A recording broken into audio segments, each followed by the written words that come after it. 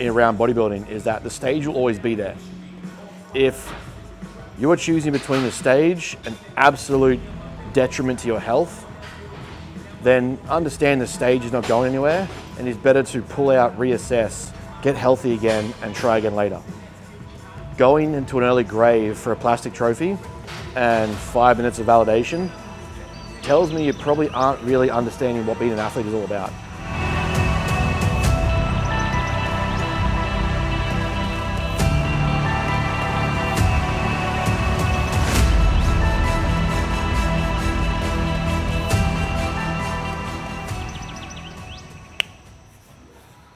What is up, YouTube? So we are balls deep into August now. We are luckily managing to steal a couple of hours this morning of Philip's time. This will be the last video that we do before heading to America on Wednesday. So that is 2 days time from now. Flight is heading out 10:30 in the morning. We've got a 12-hour stay on the plane. Then we're going to be connecting from San Fran to LA. We've got a few days in LA. Quick trip stop to Vegas to catch up with some of the Merrick guys.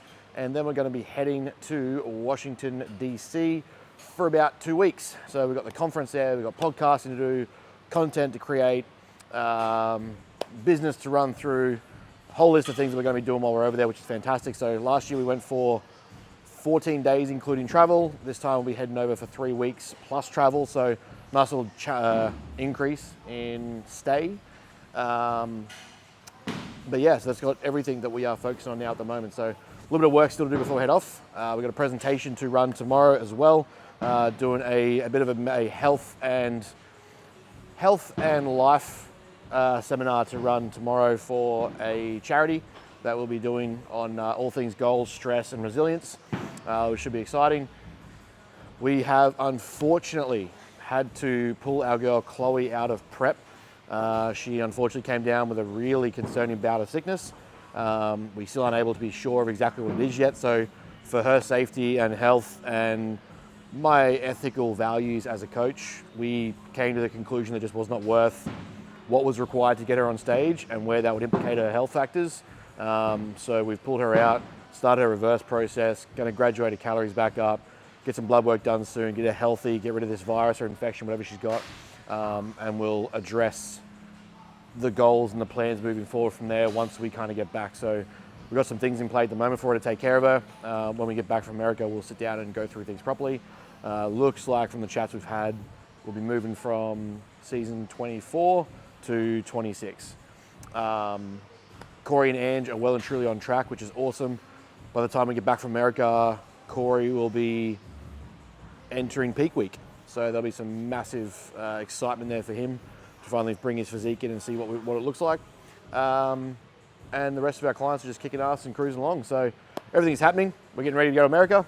We are going to be doing a very similar session to what we did on the last video. Unfortunately, didn't really plan out the days correctly in what recovery has occurred. So I'm definitely not doing my upper chest session with how sore my chest is from Saturday. So we will go through a very similar session, some exercise variations, including some rear delt work, and we'll go from there. So let's do it.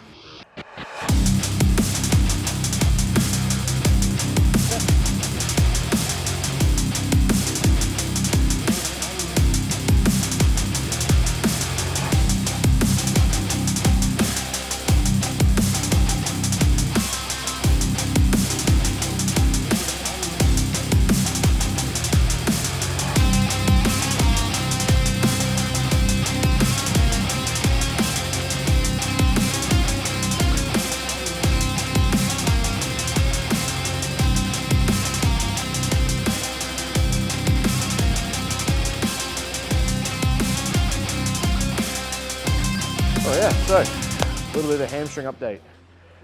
We are third week since incident. As of last week's assessment with tech, we regained by last week another 30% of movement capacity. Range of motion. We've increased up to a 4 out of 5 in terms of total resistance strength. So the week it first happened, I couldn't resist gravity, I couldn't control the free fall, and I couldn't push against pressure. So at the moment, 4 out of 5 now basically gives me capacity for light loading and maximal stretch. So we've reintroduced seated hamstring curls, both legs, nothing in isolation yet, at about 25 to 30 kilos. Got about three sessions last week, 2 sets per session, about 15 to 20 reps. So was able to drive a little bit of volume through there. Range of motion is coming back. Can reach feet now, can touch my toes, can put my shoes and socks back on, can walk at full length and full stride. So yeah, from what was supposed to be a 8 to 12 week rehab phase, we are now 3 weeks into the rehab and can safely say that it is ticking along quite nicely. So I'd say by the time we get back from America, we should be at full load or beginning to load, and I'll graduate back up range of motion and strength. So start getting movements back in there under load. So try to reintroduce RDLs and things like that. What's important to note too is pretty much as soon as you get the go ahead, something like a tear, like a grade 2 or grade 3, or especially grade 3 if it's a rupture, is understanding that you need to make sure you're stretching and mobilizing. So if you sit and allow the hamstring to heal in a shortened position, you're going to decrease range of motion and mobility when it comes back to using it again. So one of the things we noticed was my stride was actually in a short gait, and I had to actually swing wide to try and bring my leg around because I couldn't actually step and move forward. So what we had to work on is making sure I was pushing the range of motion I did have and try and force that uncomfortability in my hamstring so that it would get comfortable again and adjusting to the stretch position of the step. So with things like that, if you go easy, if you relax too much, if you don't put in the work that you're supposed to put in, as any athlete should towards rehab, you are going to also decrease how fast you get back to what you were doing previously, because you then have to re-stretch, rebuild it back up, reintroduce things, and that's obviously going to impact trainability when it comes to getting back in the gym. So for us, big thing is make sure I can get back to normal walking so I can maintain steps, and then stretching that stride a little bit further each time.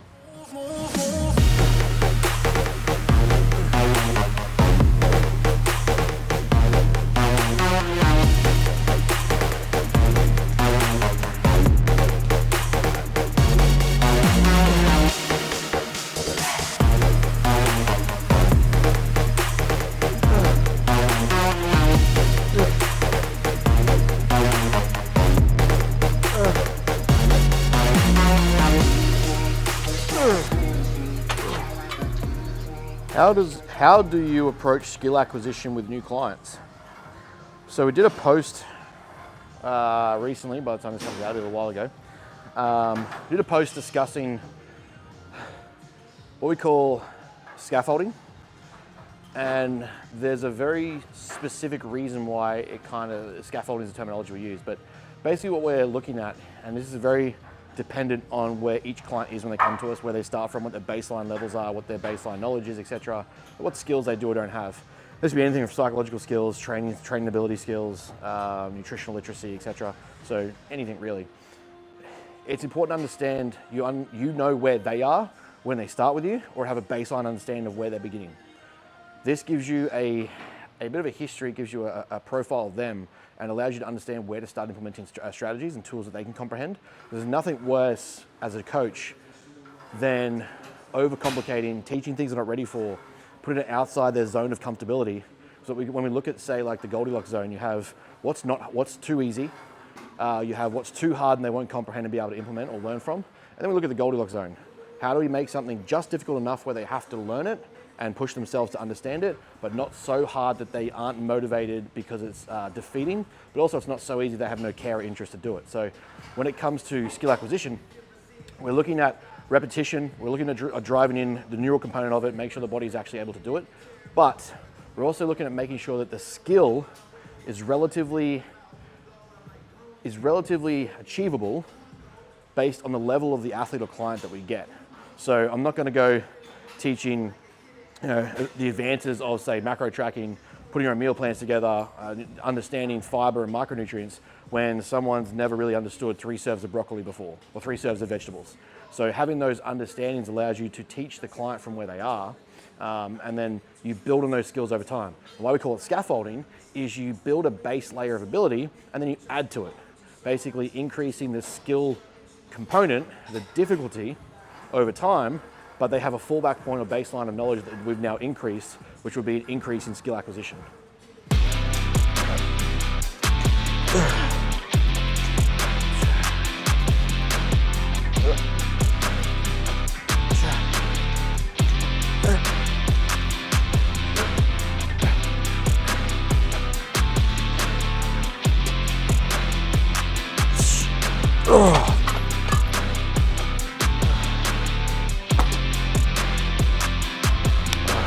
So something to touch on in relation to Chloe's prep is something that'll be beneficial, I think, to a lot of athletes, is what to do or how to approach it when a prep doesn't go your way, things get in the way, life gets in the way, and you can't finish a prep, we have to pull out. It is very hard emotionally to invest yourself for something, to invest your time for 30 plus weeks into a single outcome and have that taken away. So you think about the amount of people that can't stick to a diet for more than 4 to 6 weeks. The average New Year's resolution doesn't even last the first 2 months of the year.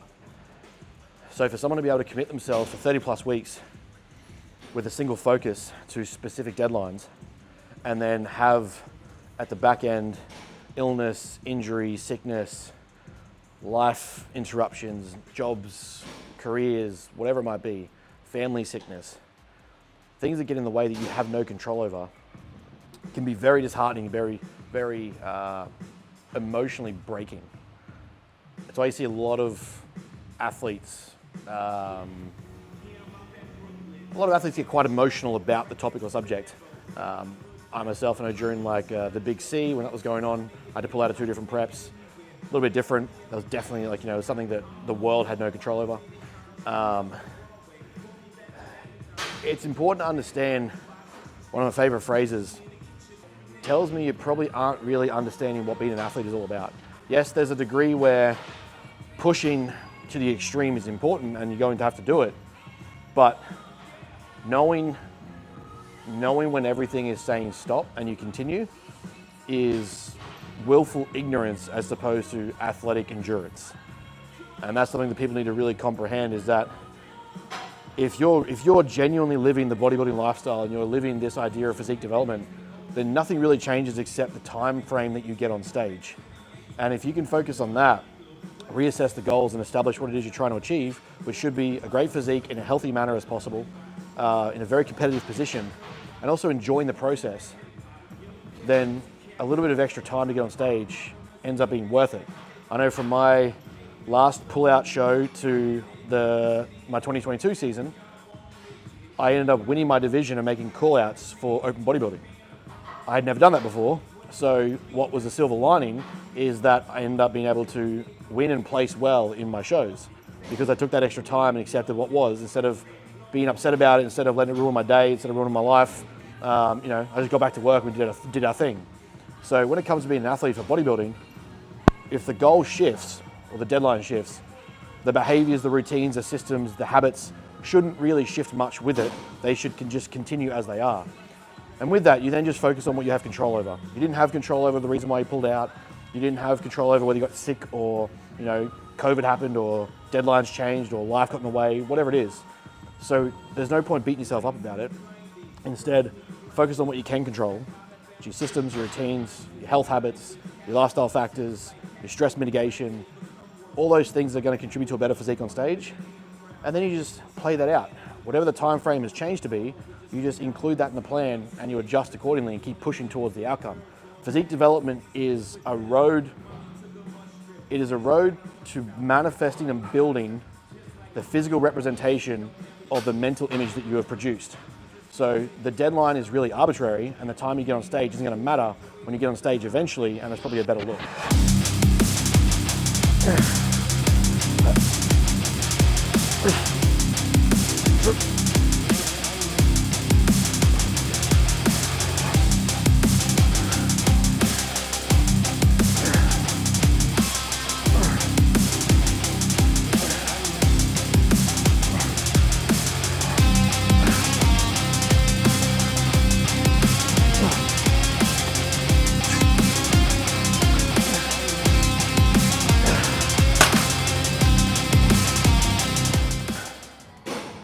expand on your point,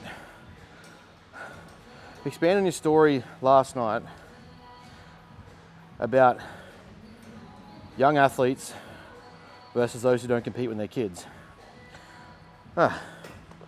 So, starting to notice, I've noticed for a little while, but I've started to really pay attention to this kind of profile of people, and I'm starting to really notice the differences in, on average, people who, as children, competed in sport, especially team sport, and those who didn't or didn't have a team competitive environment. Mainly because it becomes super obvious when people are poor communicators, poor at team interaction, poor at task orientation, objective focus, like to think that they can work on their own independently, are greater than the sum of the parts at the individual level. But also there's a sense of entitlement that comes with not having to ever earn a spot. Like perhaps you've had parents who've been quite giving when you're younger, quite rewarding and praising, especially when they shouldn't be. And so you've developed this idea that you should just get. When you look at kids that go through team sport, at the bare minimum, you are taught you have to earn a spot in the team. Participation stops being a valid reason to get on the field when you enter to a decent grade of playing, of sport, or whatever your sport may be. You actually have to qualify for what you're doing. Then you start to realize that the collective is greater than the individual components when it comes to achieving the goal. So you have to work together with people. You have to work as a unit, as a team, move towards a single objective, which in sports is usually the grand final, a big culminating event at the end of the year that we're trying to work towards and achieve as a team. You work on leadership because there are captains, there are positional leaders, there are people who step up on the field and do their job. So each role you realize has an important contribution to the outcome that we're trying to get to. If you don't have that in your background, it's not that you can't learn it, but I'm definitely noticing a profile in people who do and don't have it, and especially those in adulthood who don't try to find it or try to build it. And it says a lot about the impact and significance of why youth sport is so important. And I've been saying this for a long time. It's something that I really want to give back to in time. You know, there's a goal that I have to run a youth development program through Matter when we have a facility that will be as cheap as I could possibly make it, borderline free if I can afford it. Because I genuinely believe the impact that youth sport has in the contribution of personal development cannot be overstated. And I think that's something that people really need to get their head around, especially when there's parents who are against competitive or contact sport in childhood. You are doing your child a disservice by not having them compete to do what they want to do and earn the right to be there, and also the skills that come with being a part of that team.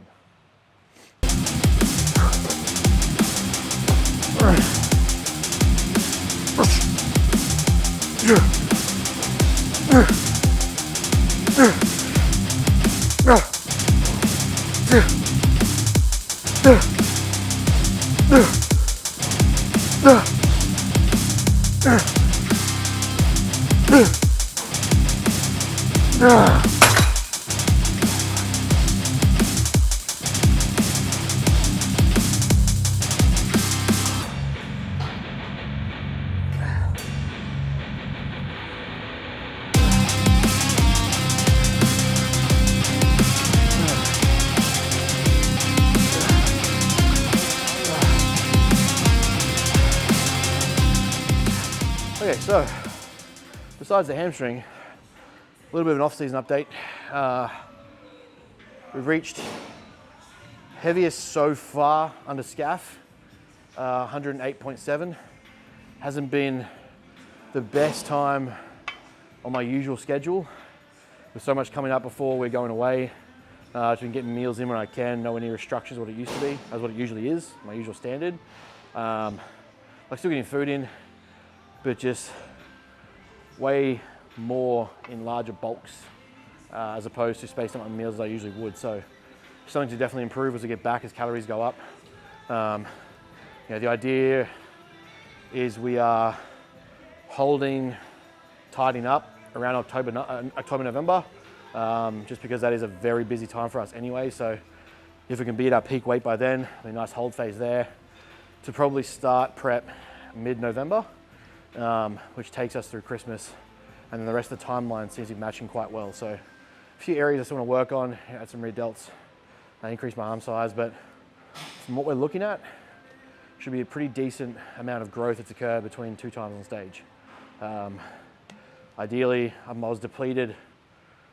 I weighed in at 84.7, I believe, for the national show, which I am aiming, and I think will probably be around the range, is going to be about 95, 96.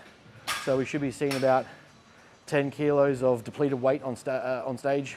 And if we made that occur, Christ, by the time we get back on stage after that, who knows how much different it'll be. So to Matt had the long-term time frame, we're looking at this next 6 months, we have another 2 years off, and then look at international shows, with how much work we do in America by then, how much we want to do in America. Probably be hopefully an amateur Olympia, maybe an international amateur Olympia in say Tokyo, and some international open invite shows that we might try and attend as well. So, we'll tick off as much of Australia as we can.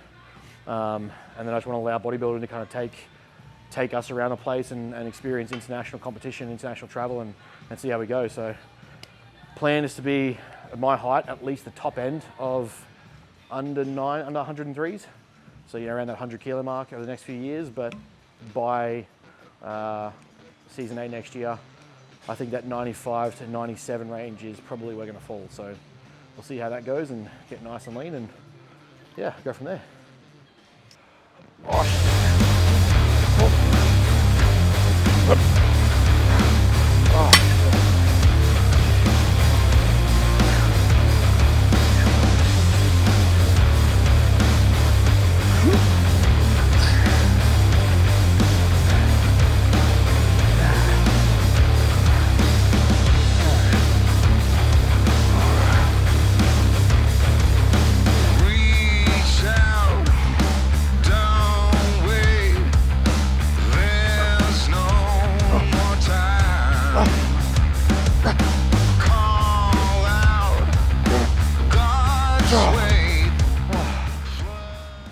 How do you screen for a good mentor?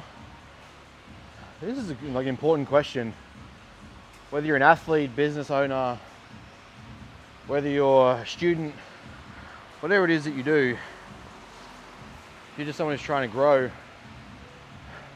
a good mentor, you could always have 3 to 5 of them in your life at all times.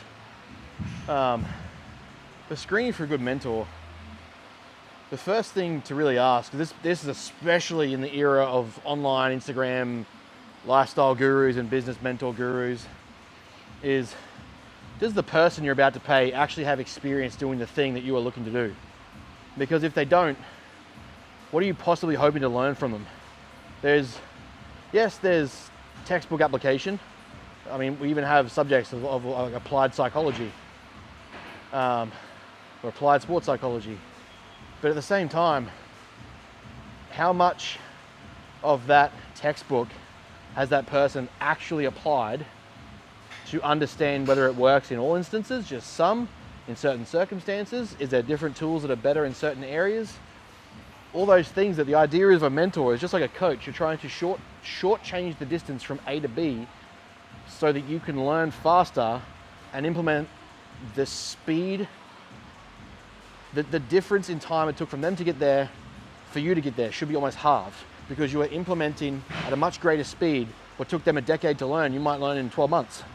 So the idea is that you're looking for someone who's got experience in the thing that you are trying to be mentored in. And then look at, do they have successful results in that thing? You can have done it, but you might not have done it well. And then you start to look at, okay, do they have the textbook or the knowledgeable delivery? Can they actually teach you from a place of evidence and backing what they're talking about?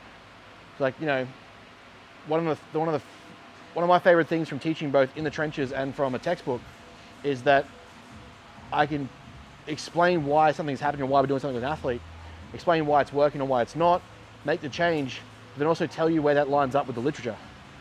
It's not always going to be 100% copy-paste textbook to person.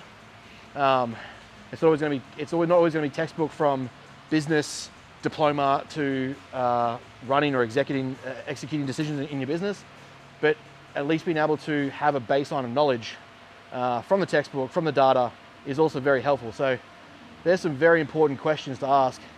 And then also, do you align with this person? Are you connected on certain values and things that you're going to be talking about?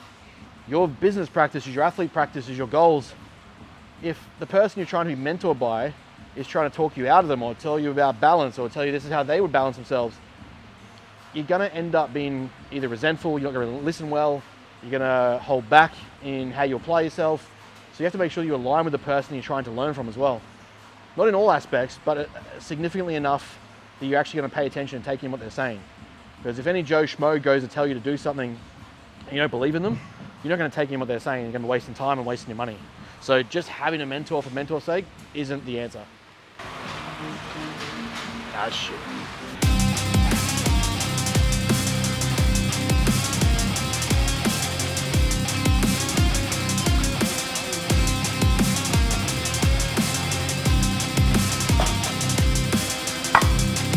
All right, so when it comes to bodybuilding or physique competitive sports, muscularity, condition, symmetry, how do you work with these across a prep with a client? What point do you check across all three for the category they're choosing?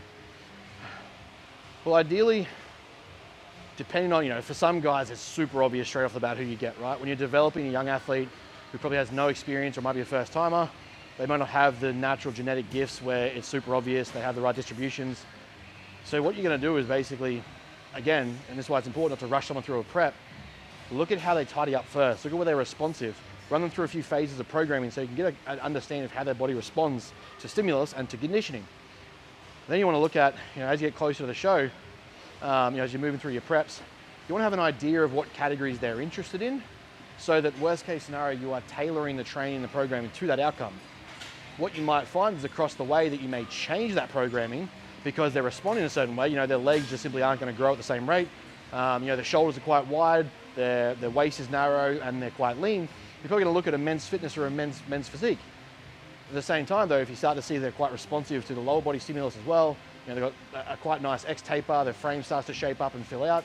You might look at classic physique, bodybuilding. Do they have a narrow waist, a tight vacuum? Those things allow us to make sort of some distinct decisions about where we're going to end up. But it can be literally up to, the last, ideally for me, at least 3 months of prep, you're aware of where you're going, where you want to end up, especially for first timers or early career amateurs. Having an understanding of where you want to get to, what you're building towards, and then it might be closer to the show, you make the decision like, okay, we're definitely not doing this one anymore. We may do this one in the future. We don't quite have the size yet for bodybuilding. Are you sure you want to go through with it? Make sure that you're communicating with the client at all times, the athlete, that they're doing what they want to do.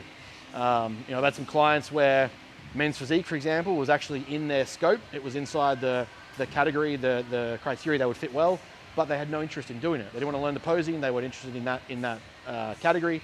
And so that's okay. So we just did classic. Same time, about a few that wanted to experiment between classic physique and open bodybuilding. So we did both. Getting that feel for what we're trying to achieve. There's no right or wrong in, say, the first couple of seasons. As you get more advanced and you narrow and specify, you want to make sure that you're training specifically for the outcome of the category you want to be in. So looking at their symmetry, looking at their frame, looking at their muscularity and their conditioning, that starts to really dictate what exact category you're going to move into. But early in the career, you might try out a few different categories and see what you actually enjoy, see what suits you, and see how you respond, and then make your decisions. Women, it's kind of significantly different, I think, in my eyes, when it comes to bikini, wellness, women's physique, women's figure. They are distinct, unique looks that require training accordingly. Very rarely in the enhanced world do I see them match over, doing 2 or 3 different categories. I just, wouldn't coach it that way. But like I said, you want to have an understanding when you start a prep what you're trying to work towards, and maybe have a secondary category that you would like to potentially try out. but ensure that you're working towards one specific criteria, then make that executive decision as you get closer to the show. Hop out the car, leave the motor running. Why you always talking like you know something? Why you always talking, going show 'em something? No stunt double, I do my own stunt. Could take a year, I'll still have that paper coming. Put like 10 on the 90, I keep it so on it. All in the club, we don't do no clubbing. Throw like 10 on the 90, I keep it so on it. So something to consider as we get close to show times for everyone is understanding stress management during peak week. Peak week has a lot of misconceptions and misconstrued ideas about how to run them. And yeah, you're gonna have advanced bodybuilders tell me I'm talking out my ass, etc., etc., etc., whatever. But when we try to understand cortisol, water retention, dryness as a thing people talk about, and we're trying to bring the best look of fullness, condition, shape, and everything's holding quite nicely, vascularity, it's a lot to do with the system. It's actually mitigating stress or adding things in. So we're trying to taking away external stresses, external pressures, miscommunications, have plans, have systems in place, have awareness of what's going on, do as little as possible. Like peak week isn't where, unless you're still dieting because you're not going to make a condition, peak week isn't where you're driving yourself into the ground continually and still driving a deficit. Trying to alleviate movement, trying to alleviate fatigue, decrease inflammation and fluid in the regards to your muscle training, make sure that you're moving what you need to move, drive food where you need to drive food, but you're not doing excessive amounts of activity. Make sure you focus on sleep, put your feet up. If there's one tip I give people during peak week, it's learn to mitigate stress. Get really comfortable being bored. Pick a game on your phone, pick a game on a PlayStation or a computer, pick movies, whatever you need to do, basically as long as possible in peak week, all 7 days if you can. Do exactly what you need to do and then put your feet up. The idea is you want to control cortisol. We're not going to eliminate it. You don't want to eliminate a response like cortisol in the body. But we want to mitigate cortisol as much as possible. It's going to impact things like digestion, fluid retention, arousal.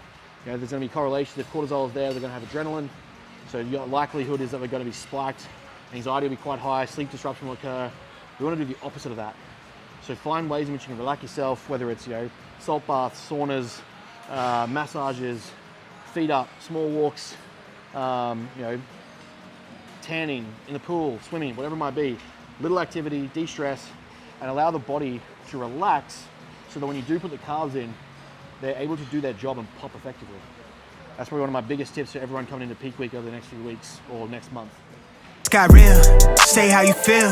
Got is mad, yeah, that's too bad. Off of my dick, I got him stressed out. Look at me, I'm blessed now. Tell him I'm the best out, giving nothing less. But you guess to see my third eye, you see my halo. Untamed, no cage, ho, flip it through the payroll. Alrighty, guys, we are going to wrap it up there. That is the last session we'll do on Australian soil for the next 3 weeks. Actually, no, we're doing one tomorrow. Last recorded session we're doing on Australian soil for the next 3 weeks. By all means, keep following, keep coming along. We're going to be pumping out as much content as we can whilst we're over there. There'll be nowhere near as quality as what we get from old Philip over here, but that's okay. We'll do our best to make our home videos and just make sure we bring some cool content to what we're doing over in the States. So yeah, there's gonna be a lot of fun over there, a lot of activity, a lot of things to get done.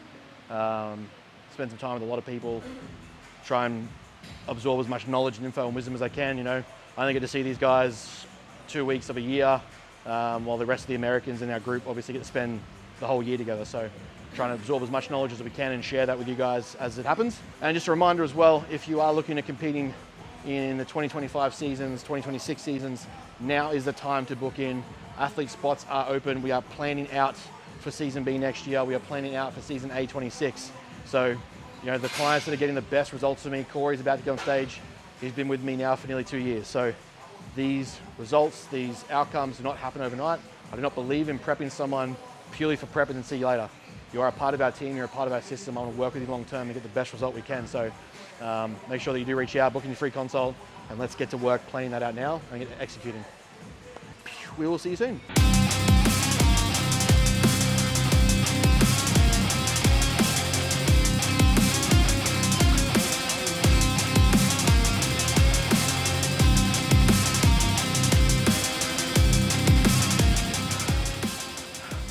got the black lung, Dad.